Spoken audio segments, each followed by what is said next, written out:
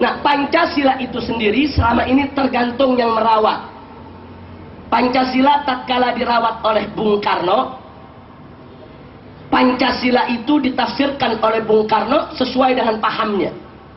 Karena Bung Karno berpaham nasakom, punya cita-cita untuk menyatukan nasionalisme, agama, dan komunis, maka Pancasila versi Soekarno mengizinkan komunis untuk hidup subur di Indonesia.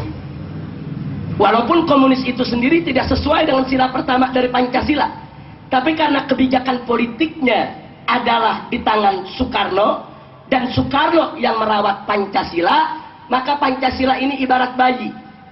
Jadi kalau kita mau sampaikan bayi, ini anak kecil ini tergantung orang tuanya. Mau dibikin Yahudi, mau dibikin Nasrani, atau mau dibikin apa? Pergi, Pancasila seperti bayi ya Pak. Mau dibawa kemana? Nah, karena Soekarno membawa kepada paham nasakom, maka komunis bisa hidup dengan subur di bawah naungan Pancasila versi Soekarno. Begitu Soeharto memimpin, berkuasa di Orde Baru, Soeharto ini berpaham kejawen. Karena itu setiap tafsiran Pancasila selalu dikait-kaitkan dengan keyakinan masyarakat Jawa kuno, saudara. Selalu dikait-kaitkan ke sana. Sehingga sampai muncul pemitosan Pancasila itu sendiri. Sampai di tahun 78 lahir satu agama baru. Walaupun Pak Harto saat itu mengatakan itu bukan agama, tapi dalam prakteknya menjadi agama baru yang kita kenal dengan aliran kepercayaan. Ini agama yang dilahirkan dari pemitosan Pancasila. Karena Pancasila dijadikan satu mitologi, kemudian akhirnya melahirkan satu kepercayaan kepada Tuhan Yang Maha Esa yang membenarkan semua agama, lahir yaitu aliran kepercayaan pada tahun 77 yang kemudian pada tahun 78 dimasukkan dalam TAP MPR RI tentang GBHN. Nah, jadi kita bisa lihat Pancasila tergantung siapa yang rawat. Nah, karena Soeharto seorang anti PKI, maka PKI tidak bisa hidup lagi di bawah Pancasila versi Soeharto ya, Pak. Nah, kemudian begitu Soeharto tumbang, masuk ke era reformasi. Nah, sekarang begitu kita masuk ke era reformasi, Pak Habibie yang berkuasa. Nah, karena Pak Habibie ini walaupun merupakan sisa-sisa daripada Orde Baru, tapi masih punya visi keislaman. Sehingga di bawah Habibie lahir undang-undang yang membolehkan daerah istimewa Aceh untuk menjalankan syariat Islam yang tidak pernah terjadi sepanjang Orde Lama dan Orde Baru ya, Pak. Artinya di sini Habibie menafsirkan Pancasila dengan versi Islamnya, bahwa Pancasila ini harus dirawat dengan rawatan Islam.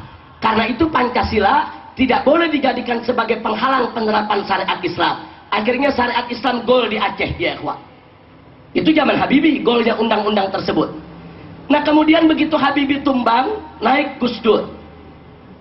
Karena Gus Dur ini seorang liberal sejati, pemikirannya bebas, akibatnya Gus Dur pun merawat Pancasila dengan pahamnya yang mengusung kebebasan. Karena itu jangan kaget tatkala Gus Dur mengusulkan supaya TAP MPRS nomor 25 tahun 66 dicabut. Itu TAP MPRS tentang pelarangan PKI, pembubaran PKI, dan pelarangan dari paham komunisme. Nah, kenapa Gus Dur minta itu dicabut? Karena Gus Dur itu seorang liberal sejati.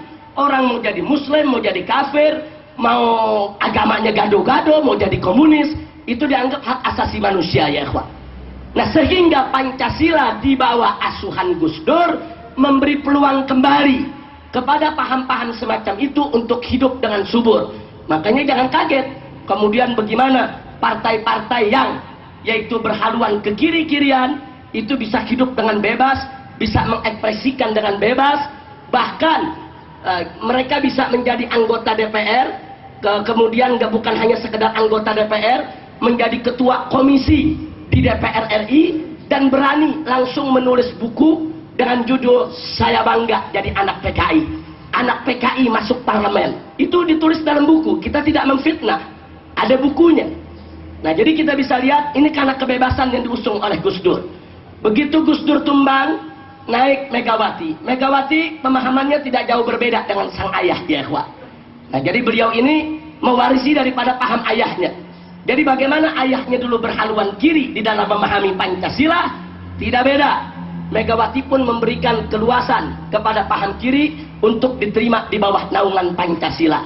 Nah, kemudian begitu Megawati tumbang naik SBY saat ini, ini SBY ini saudara pada saat kampanye untuk menjadi presiden, beliau punya kontrak politik dengan Partai Keadilan Sejahtera PKS. Jadi PKS waktu diminta untuk mendukung SBY menyodorkan 15 kontrak politik. Salah satunya adalah kalau SBY ingin didukung oleh PKS, salah satunya tidak boleh melakukan dikotomi antara Pancasila dan agama Islam. Karena selama ini yang dilakukan oleh Orde Lama, Orde Baru, dan lainnya selalu melakukan dikotomi antara kedua ini, saudara. Sehingga Islam selalu disuruh berkelahi sama Pancasila. Nah, akibatnya pejuang-pejuang syariat Islam yang terjebak, mereka mengkafir-kafirkan Pancasila, memurtad-murtadkan Pancasila. Pendukung Pancasila tidak mau kalah. Mereka pun mengatakan pejuang-pejuang syariat Islam ekstremis, fundamentalis, bahkan belakangan disebut teroris ya ikhwan. Nah, jadi ini satu pertempuran ideologi. Sementara Islam itu sendiri bukan ideologi, tapi merupakan akidah, syariat dan akhlak. Nah, jadi kita lihat di sini, yang ingin saya tekankan di sini sekali lagi dari pengalaman-pengalaman yang sudah saya sampaikan tadi, jangan kita terjebak untuk dihadap-hadapkan dengan Pancasila. Begitu kita terjebak, maka kita akan repot untuk menghadapi segala tuduhan ketimbang formalisasi syariat Islamnya ya ikhwah. Energi kita akan habis, tenaga kita akan habis, akhirnya waktu kita juga akan habis. Kita tidak akan punya waktu lagi untuk mempositivisasi daripada syariat Islam, mentransformasi daripada syariat Islam, karena kita akan kewalahan untuk menghadapi segala tuduhan-tuduhan. Oh, ini anti Pancasila, ini subversif, ini ingin mendirikan negara, oh ini ingin menggantikan dasar negara, oh ini ingin menghancurkan NKRI, dan seterusnya dan seterusnya. Dan ini sedang dimainkan oleh mereka. Contoh, saya kasih contoh.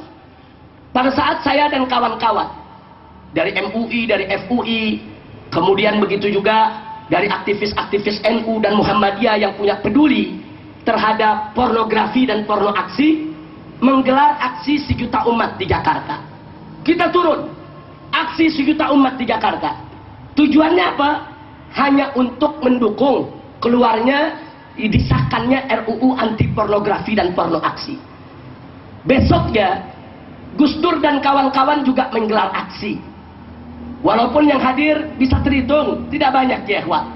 Tapi yang menarik, aksi itu diberikan nama Aksi Bhinneka Tunggal Ika, aksi menyelamatkan Pancasila, aksi menyelamatkan UUD 1945. Artinya apa? Gus Dur dan kawan-kawan mencoba untuk mencari momentum agar para pejuang syariat dihadap-hadapkan kembali dengan Pancasila ya ikhwan. Karena kalau itu berhasil, berarti pejuang syariat ini anti Pancasila, musuh Pancasila, mau mendirikan negara, mau membubarkan NKRI, mau merusak Bhinneka Tunggal Ika, dan seterusnya dan seterusnya. Tapi alhamdulillah upaya tersebut tidak berhasil. Nah, cuman kita mesti waspada. Upaya-upaya mereka yang anti penegakan syariat Islam akan selalu berupaya untuk mendorong kita dihadap-hadapkan dengan Pancasila. Maka itu jangan terjebak. Sekali lagi, jangan terjebak oleh apa yang mereka sedang upayakan. Maka itu di sini saya tuliskan Pancasila. Tidak ada satupun sila dari Pancasila yang melarang penerapan syariat Islam. Tidak ada. Bahkan jika sila-sila dalam Pancasila dipahami secara benar, justru menjadi pintu gerbang untuk penerapannya. Artinya, kalau mereka orang-orang sekuler mencoba menjadikan Pancasila sebagai tameng, sebagai kendaraan untuk memberangus daripada gerakan-gerakan Islam, maka pejuang-pejuang syariat Islam harus pandai menggunakan siasat. Jangan biarkan mereka yang menafsirkan Pancasila. Jangan biarkan mereka yang menerjemahkan Pancasila. Jangan biarkan mereka yang merawat Pancasila. Tapi Pancasila itu harus ditafsirkan dengan tafsir kita, harus diartikan dengan arti kita. Jangan sampai kita dihadap-hadapkan dengan Pancasila, Karena kalau kita dihadap-hadapkan dengan Pancasila, maka mereka akan bisa